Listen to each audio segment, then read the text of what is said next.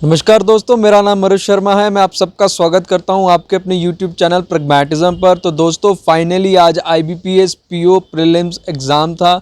आज यानी कि 4 दिसंबर फर्स्ट शिफ्ट में मेरा एग्ज़ाम था।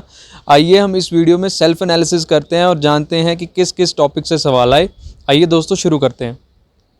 तो दोस्तों आज की शिफ्ट की हम बात करें तो आज पहला सेक्शन यानी कि इंग्लिश सेक्शन था, जिसमें एक RC आया था। 7 से 8 सवाल आए थे। ये smartphone based anti social based एक रीडिंग कॉम्प्रिहेंशन था दोस्तों।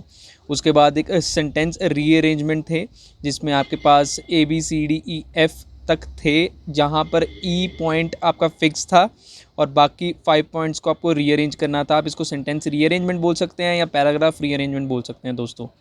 उसके बाद वर्ड स्वैपिंग आए थे कुछ, कि वर्ड्स कुछ दिए गए थे तो आपको बताना था कि करेक्ट वर्ड यहाँ पे क्या फिट होगा और उस वर्ड के साथ आपको ऑप्शंस को मद्देनज़र रखते हुए रिप्लेस करना था। ठीक है दोस्तों। और उसके बाद आपको एरर स्पॉटिंग के कुछ सवाल देखने को मिले थे। एरर स्पॉटिंग थोड़ा मॉडरेट लेवल का था दोस्तों। और उसके बाद जैसे फेलो और एसेंट एक ऐसे शब्द थे जिसके फर्दर 3 ऑप्शंस दिए गए थे और हमें ये बताना था कि दिए गए 3 ऑप्शंस में से सही उपयोग किन सेंटेंसेस में किया गया है और उन सेंटेंसेस को हमें अपना ऑप्शन मार्क करना था। तो ऐसा कुछ इंग्लिश सेक्शन दोस्तों आज कुछ देखने को मिला। अगर हम बात करें क्वांट सेक्शन की, तो क्वांट सेक्शन में जैसे कि हम देख सकते हैं कि देखिए क्वांट सेक्शन में पहले 5 सवाल क्वाड्रेटिक के देखने को मिले, जो एक इजी लेवल के सवाल थे। उसके बाद 5 नंबर सीरीज़ थी, मिसिंग नंबर सीरीज़ थी दोस्तों। ठीक है। और उसके बाद एक DI देखने को मिली, बुक और पेन बेस्ड थी। बुक और पेन का रेशो दिया था, एवरेज दिया था, उससे हमें टोटल निकाल कर बुक और पेन की वैल्यूज़ को फाइंड आउट करना था। ये एक बहुत इजी DI थी दोस्तों। उसके बाद एक केसलेट देखने को मिली जो परसेंटेज बेस्ड थी। उसके बाद एक और DI देखने को मिली जो पाई चार्ट बेस्ड थी। पाई चार्ट में उसका डिवीज़न था, northern, southern, western, eastern, central regions का दिया गया था और फर्दर उन रीजन्स में साइंस और कॉमर्स स्टूडेंट्स को डिवाइड किया गया था। टोटल 4000 स्टूडेंट्स थे और ये भी एक इजी DI आप कह सकते हैं। थोड़ी सी टाइम कंज्यूमिंग अगर आपकी स्पीड इतनी फास्ट नहीं है तो। और बचे हुए अर्थमेटिक के सवाल 10 सवाल थे दोस्तों। इन सब को मिला के लगभग 35 सवाल आपके क्वांट सेक्शन के बनते हैं।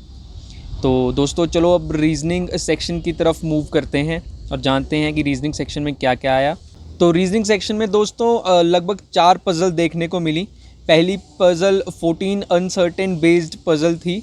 7 persons were facing south and the rest 7 were facing north, right. उसके बाद दूसरी पज़ल जो हमें देखने को मिली वो थे 9 पर्सन्स की। उस पे मुंबई, पुणे एंड बेंगलोर बेस्ड थी। हमें वो डिफ्रेंशिएट करना था और पज़ल को ड्रॉ करना था। और third puzzle was flat and floor based. उसके बाद जो फोर्थ पज़ल थी वो 5 पर्सन कलर बेस्ड वेरिएबल थी। ये 4 पज़ल को छोड़ते हुए हमारे पास जो मिसलेनियस के सवाल थे वो आए थे डायरेक्शन बेस्ड, 3 सवाल आए थे। Inequalities based 4 questions were there and syllogism में भी 3 सवाल आए थे। एंड एक लेविशली वर्ड आया था दोस्तों, जिसमें फॉरवर्ड बैकवर्ड हमें काउंट करना था और हमें अपना आंसर बताना था।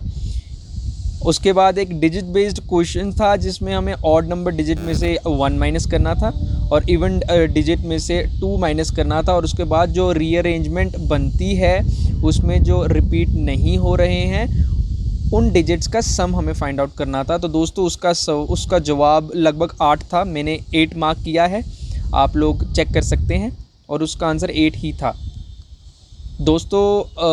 अभी सिर्फ एक शिफ्ट हुई है तो कट ऑफ प्रिडिक्ट करना या गुड अटैम्प्ट्स बताना ये तो बहुत ही कुछ सेंस नहीं है इस बात की। पर फिर भी अगर हम सोचें तो अगर हम सेफ मान के चलें तो हमारे गुड अटैम्प्ट्स हो सकते हैं 65 से 70 के बीच। अगर आप 65 से 70 के बीच करके आ रहे हैं तो आप लगभग कहीं ना कहीं सेफ़ हैं, क्योंकि एग्ज़ाम का लेवल इजी टू मॉडरेट है। कुछ ज़्यादा चेंजेस नहीं आई हैं पिछली बार से और एवरेज तौर पर भी बच्चों के अटेम्प्ट इतने ही रहे हैं। कुछ एक्सेप्शंस होते हैं जो 75 या 75 प्लस करके आते हैं, अदरवाइज़ एवरेज अटेम्प्ट्स हमारे इतने ही अभी तक देखने को मिले हैं। दोस्तों अगर मैं अपने अटैम्प्ट्स की बात करूं तो मेरे अटैम्प्ट्स इंग्लिश में 29 रहे, क्वांट्स में 22 और रीजनिंग में 20 और टोटल अटैम्प्ट्स मेरे 71 रहे दोस्तों। ठीक है दोस्तों, और उम्मीद करते हैं कि आने वाली कुछ शिफ्टों में भी लेवल बरकरार रहे, और अगर कहीं लेवल ड्रॉप होता है या रेज़ होता है तो बैंकिंग में हमें एक एडवांटेज नॉर्मलाइजेशन का बहुत मिलता है दोस्तों। जो 15 करके आ रहे हैं, 21 करके आ रहे हैं, उनमें भी नॉर्मलाइजेशन होगी according to the level of questions. तो दोस्तों ये था IBPS PO का सेल्फ एनालिसिस फर्स्ट शिफ्ट में जो मैंने एग्ज़ाम दिया। मेरा अटेम्प्ट 71 रहा। तो दोस्तों जिन सब का आज या 7 तारीख को एग्ज़ाम है उन सबको ऑल द बेस्ट, कॉन्फिडेंट रहिए और फुल पोटेंशियल के साथ अपना एग्ज़ाम दीजिए। ऑल द बेस्ट दोस्तों।